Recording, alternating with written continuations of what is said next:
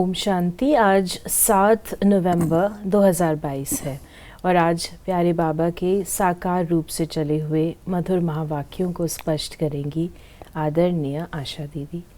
ओम शांति दीदी। ओम शांति। मनुष्य जो बाप को भूल दुबन में फंसे हुए हैं, उन्हें निकालने की मेहनत करो। विचार सागर मंथन कर सबको बाप का सत्य परिचय दो। ये जो बाबा ने कहा दुब्बन किसको कहते हैं ये पता होना चाहिए। दुब्बन उसको कहते हैं जिसमें कीचड़ जो होता है, कीचड़ होता है, उसमें पाँव धंसते जाते हैं। आप जितना निकालने की कोशिश करेंगे ना उतने धंसते जाते हैं। कई लोगों की उसमें मृत्यु भी हो जाती है, निकाल नहीं पाते हैं। तो बाबा ने कहा आज की सारी दुनिया दुब्बन में फंसी हुई है, तो कौन निकाल सकता है? सेवियर केवल बाबा है।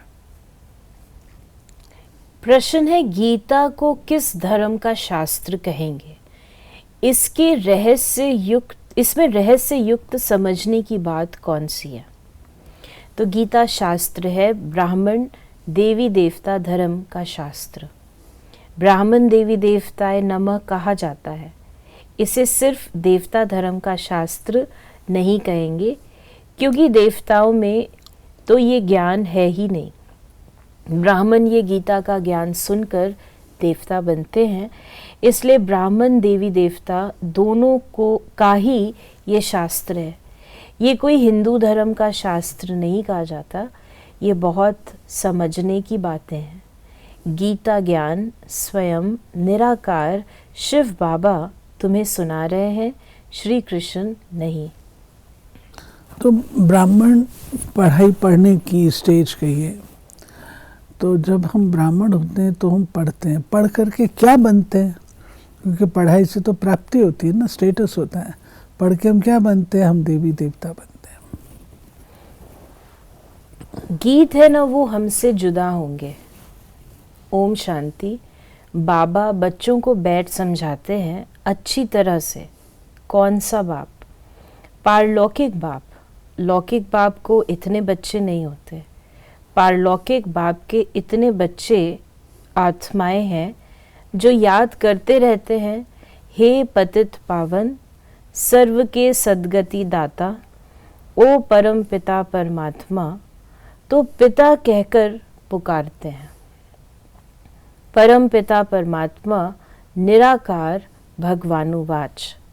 निराकार परमात्मा तो एक होता है ना, दो नहीं होते। बाबा ने कहा बच्चों की बुद्धि में बैठा है कि ऊंचे से ऊंचा भगवान है।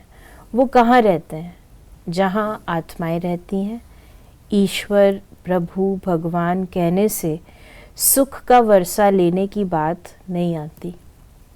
बाप कहने से वर्षा याद आता है, परंतु मनुष्य बाप को नहीं जानते। देखिए, बाबा ने हमें ये भी समझाया है वर्तमान समय कि बाबा को तो याद करना है, लेकिन बाबा के साथ साथ वर्षे को भी याद करना है। भारतवासी ड्रामा अनुसार रावण मत पर अपनी दुर्गति करते हैं, तो पहले ये समझाना है कि ब्रह्मा विष्णु शंकर सूक्ष्म शरीरधारी हैं। मनुष्य स्थूल देहधारी हैं, परंतु स्थूल व सूक्ष्म देहधारी को बाप नहीं कहेंगे।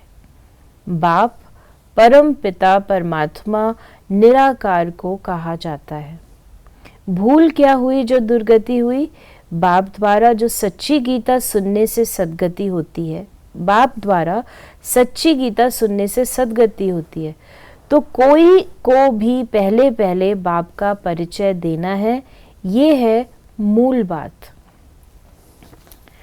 फिर बाबा ने कहा कि परंतु कोई की बुद्धि में नहीं बैठता है, तब तो बाबा ने ये पोस्टर छपवाया है कि गीता का भगवान श्री कृष्ण बच्चा है या परम पिता परमात्मा। गीता किस धर्म का शास्त्र है? एक छपवाया था जिसमें श्री कृष्ण की महिमा अलग थी और शिव बाबा की महिमा अलग, उससे बिल्कुल स्पष्ट हो जाता था। अभी देवता ब्राह्मण धर्म प्राय लोप है, पुजारी लोग कहते ब्राह्मण देवी देवता धर्म, उन्हों को ये मालूम नहीं है कि ब्राह्मण देवता कैसे बने, ये बतावे कौन। बाप कहते हैं कि मैं ब्रह्मा मुख वंशावली बनाए देवता बनाता हूँ। तो गीता हो गई ब्राह्मण देवी देवता धर्म का शास्त्र। सिर्फ कहें देवता धर्म का तो लक्ष्मी नारायण में ज्ञान है नहीं, ये बात समझने की है। परंतु ये बात समझने की क्यों कहा बाबा ने कि ब्राह्मण ने पढ़ाई पढ़ी है, उसका जो रिजल्ट है वो देवी देवता स्वरूप है, लेकिन देवी देवताओं में ज्ञान नहीं है। हम देवी देवता कैसे बने ये ज्ञान उनमें नहीं है, वो प्रैक्टिकल है। सिर्फ बाबा सिर्फ कहे परंतु समझाए कौन। शिव बाबा सुनाते हैं कि रुद्र ज्ञान यज्ञ से विनाश ज्वाला प्रज्वलित हुई। कहाँ रुद्र यज्ञ, कहाँ श्री कृष्ण, फर्क है ना। इस ज्ञान यज्ञ के बाद फिर सतयुग में कोई मटीरियल यज्ञ रचा नहीं जाता। अब यज्ञ रचते हैं आफत मिटाने के लिए। वहाँ कोई आफत होती ही नहीं जो ये यज्ञ रचना पड़े। फिर बाबा ने कहा कि मौत सामने खड़ा है और कहते हैं अभी तो कलयुग में 40,000 यज्ञ वर्ष की बात है, ये भी समझने की है। ये यज्ञ कोई दुनियावी तौर पे अग्नि वाला यज्ञ नहीं है। ये यज्ञ है जो बाबा ने सिस्टम बनाए हैं, स्ट्रक्चर बनाया, उसको यज्ञ कहते हैं। तो इसके जो सिस्टम बना देते हैं उसके बाद अन्य कोई सिस्टम बनाने की आवश्यकता नहीं रह जाती है। इसलिए बाबा कहते हैं इसके बाद फिर और कोई यज्ञ नहीं होता। जो कुछ भी है पुराने सब कुछ वो इसमें स्वाहा हो जाते हैं और नया सिस्टम अपीयर होता है। मौत सामने खड़ा है और कहते हैं अभी तो कलयुग में 40,000 वर्ष पड़े हैं। इसको कहा जाता है घोर अंधियारा, कुंभकर्ण की नींद में सोए पड़े हैं। फिर बाबा ने कहा अभी तो तुमको जाग कर जगाना है, अर्थात बाप का परिचय देना है। बाप को जानते नहीं, सिर्फ पैसा कमाते, कथा सुनाते रहते हैं। इससे क्या हुआ? तुम विद्युत मंडली में जाकर समझाओ। इस लड़ाई में मरना तो सबको जरूर है। इस रुद्र ज्ञान यज्ञ से विनाश ज्वाला प्रज्वलित होती जाती है। लिखते भी रहते हैं कि हमने इतने बड़े बड़े बॉम्ब्स बनाए हैं, तो कल्प पहले भी इनसे विनाश हुआ था। ये सब बॉम्ब्स कोई कल्प पहले इन्होंने समुद्र में नहीं डाले थे, तो अभी भी विनाश होना है। कहते हैं विनाश काले विपरीत बुद्धि कौन?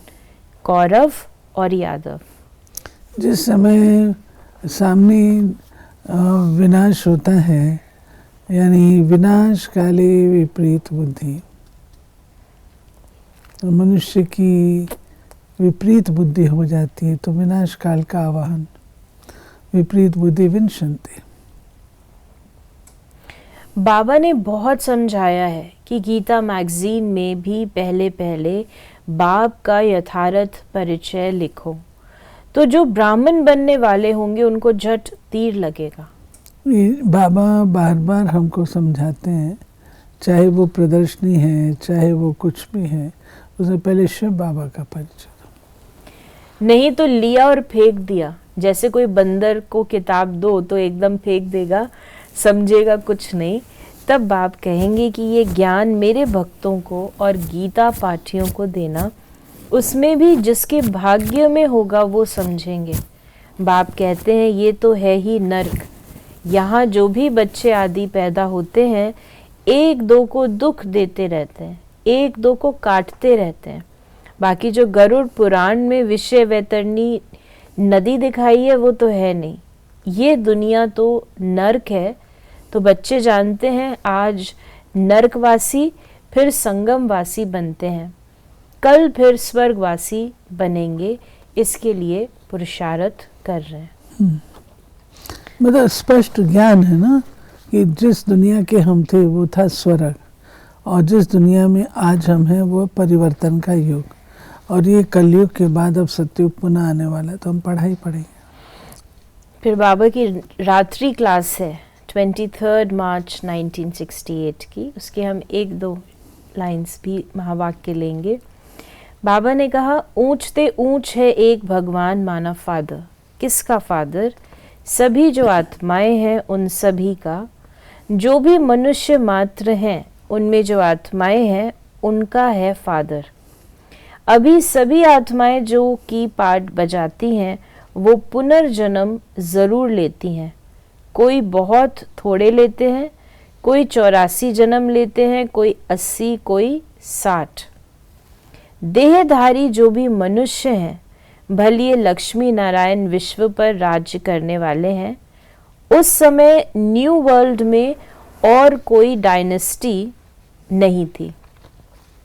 फिर बाबा ने कहा कि बाप ही नॉलेजफुल है, आदि मध्य अंत की नॉलेज उनमें है। उनको ही नॉलेजफुल ब्लिसफुल कहा जाता है, पीसफुल, एवर प्योर। ये ड्रामा भी अविनाशी है, आत्माएं अविनाशी हैं। बना बनाया खेल है, जो पास हो गए फिर उसी समय पर आएंगे। पहले पहले ये आए थे, लक्ष्मी नारायण अभी नहीं है। सच्चा सच्चा सत का संग ये है। आज बाबा ने वरदान दिया, सच्चे वैष्णव बन, पवित्रता की श्रेष्ठ स्थिति का अनुभव करने वाले संपूर्ण पवित्र भव। संपूर्ण पवित्रता की परिभाषा बहुत श्रेष्ठ और सहज है। संपूर्ण पवित्रता का अर्थ है स्वप्न मात्र भी अपवित्रता मन और बुद्धि को टच नहीं करे। इसी को कहा जाता है सच्चे वैष्णव। चाहे अभी नंबरवार पुरुषार्थी हो, लेकिन पुरुषार्थ का लक्ष्य संपूर्ण पवित्रता है। और ये सहज भी है क्योंकि असंभव से संभव करने वाले सर्वशक्तिवान बाप का साथ है। और स्लोगन है, सहज योगी वो है जो हठ व मेहनत करने के बजाय रमणीकता से पुरुषार्थ करे। क्योंकि बाबा ने जो ज्ञान दिया है, जो योग सिखाया है, वो हम आत्माओं की शक्ति को देख करके सिखाया है। अगर आत्मा में शक्ति नहीं है और उसको बहुत बड़ी बड़ी बातें करने को कह दिया जाए तो वो तो नहीं कर सकेगा। तो बाबा तो बहुत ही एक्सपर्ट टीचर हैं, शिक्षक हैं, बच्चों की नब्ज़ को जानते हैं। जितनी उनमें शक्ति है, जितनी ग्रास्पिंग पावर है, जितना वो धारण कर सकते हैं, उस अनुसार ही वो ज्ञान देते हैं। इसलिए बाबा कहते हैं रमणीकता से और सहज भाव से मैं योग सिखाता हूँ। तो ये थे बाबा के आज के मधुर महावाक्यों का स्पष्टीकरण। यदि आपके मन में कोई भी सवाल है तो मैसेज या व्हाट्सएप करें 8826599309 पर। ओम शांति।